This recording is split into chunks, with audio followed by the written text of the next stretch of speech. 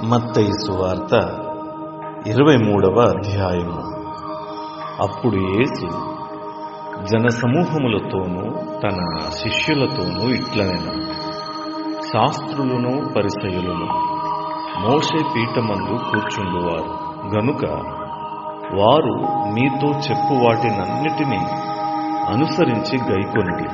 అయినను వారి క్రియల చొప్పున చేయకుడి, వారు చెప్పుదురే గాని చెయ్యరు. మోయశక్యము కాని భారమైన బరువులు కట్టి మనుష్యుల భుజముల మీద వారు పెట్టుదురే గాని తమ వ్రేలితోనైనను వాటిని కదిలింపనొల్లరు. మనుష్యులకు కనబడు నిమిత్తము తమ పనులన్నీ చేయుదురు. తమ రక్సరేకులు వెడల్పుగాను తమ చెంగులు పెద్దవిగాను చేయుదురు. విందులలో అగ్రస్థానములను, సమాజ మందిరములలో అగ్రపీఠములను, సంత వీధులలో వందనములను మనుషుల చేత బోధకులని పిలువబడుటయు కోరుదురు.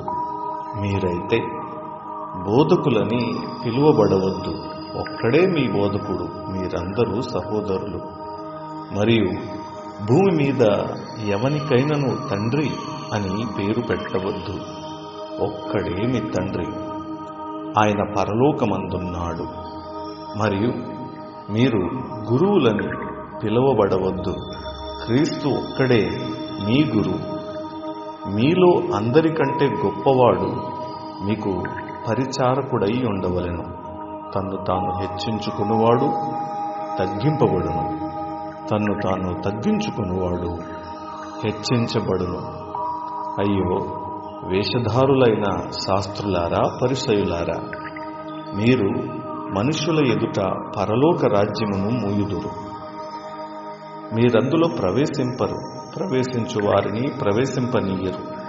అయ్యో, వేషధారులైన శాస్త్రులారా, పరిసయ్యులారా, ఒకని మీ మద్దములో కలుపుకొనుటకు మీరు సముద్రమును భూమిని చుట్టివచ్చెదరు. అతడు కలిసినప్పుడు అతని మీకంటే రెండంతలు నరకపాత్రునిగా చేయుదురు. అయ్యో, అంధులైన మార్గదర్శకులారా, ఒకడు దేవాలయము తోడని ఒట్టు పెట్టుకుంటే అందులో ఏమీ లేదు గాని దేవాలయంలోని బంగారము తోడని ఒట్టు పెట్టుకుంటే వాడు దానికి బద్ధుడని మీరు చెప్పుదురు. అవివేకులారా, అంధులారా, ఏది గొప్పది? బంగారమా, బంగారమును పరిశుద్ధపరచు దేవాలయమా?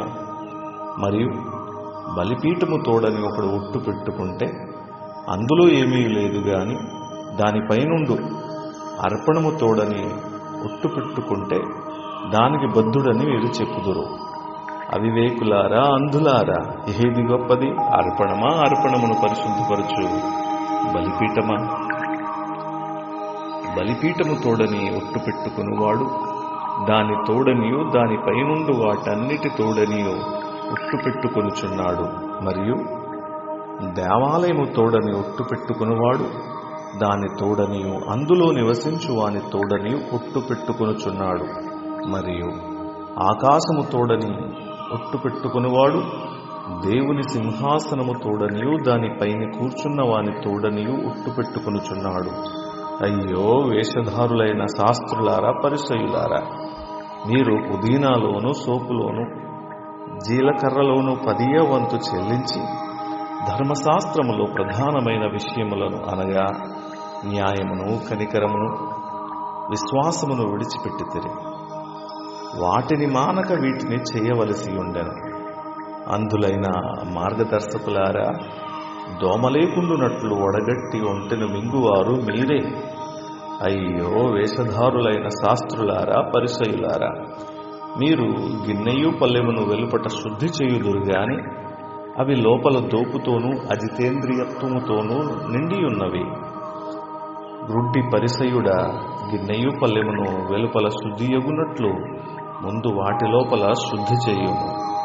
అయ్యో, వేషధారులైన శాస్త్రులారా, పరిసయ్యులారా, మీరు సున్నము కొట్టిన సమాధులను పోలియున్నారు.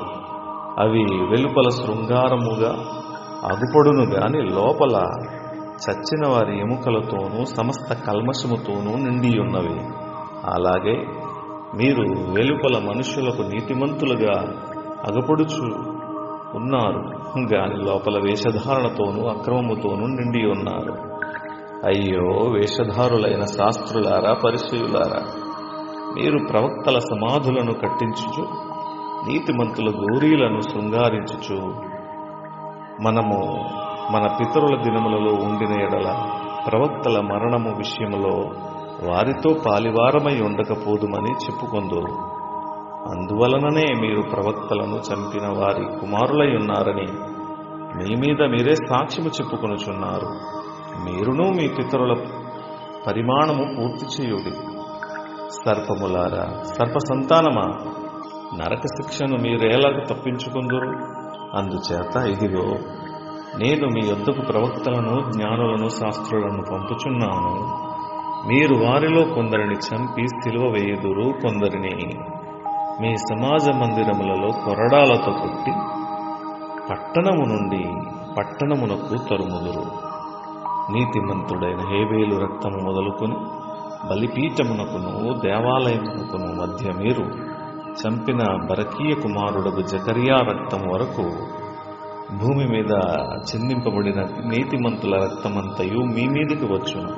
ఇవన్నీ ఈ తరము వారి మీదికి వచ్చునని మీతో నిశ్చయముగా చెప్పుచున్నాను. యెరూషలేమా, యెరూషలేమా, ప్రవక్తలను చంపుచు నీ యొద్దకు పంపబడిన వారిని రాళ్లతో కొట్టుచును ఉందుదానా. కోడి తన పిల్లలను రెక్కల క్రిందకి ఎలాగూ చేర్చుకును, అలాగే నేనును నీ పిల్లలను ఎన్నో మారులు చేర్చుకునవలనని ఇంటిని గాని మీరు వెళ్ళకపోతే, ఇదిగో మీ ఇల్లు మీకు విడవబడి ఉన్నది. ఇది మొదలుకొని ప్రభు పేరట వచ్చువాడు స్తుతింపబడును గాకని మీరు చెప్పు వరకు నన్ను చూడరని మీతో చెప్పుచున్నాను. అధ్యాయము సమాప్తము.